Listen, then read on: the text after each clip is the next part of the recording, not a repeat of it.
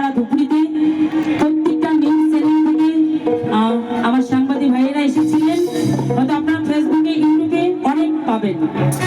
তারপর আমার বিজেপি রঞ্জিত দাস স্যার, সবাই মিলে আমরা একসঙ্গে আজকে প্রতিমা পাণ্ডের মৃত্যু দিবস আমরা পালন করেছি।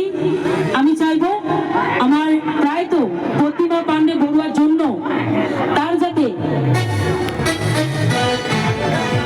মৃত্যু আত্মা আমরা যাতে এই গোয়ালপাড়া লোককে দিয়ে তার যাতে মৃত্যু আত্মাটা আমরা শান্তিতে রাখতে পারি। আমি চাইবো আমার বিখ্যাত শিল্পী প্রতিমা পাণ্ডে বড়ুয়ার জন্য বড় একটা তালি চাই, সবাই মিলে তালি দিয়ে একটা অভিনন্দন জানাবো।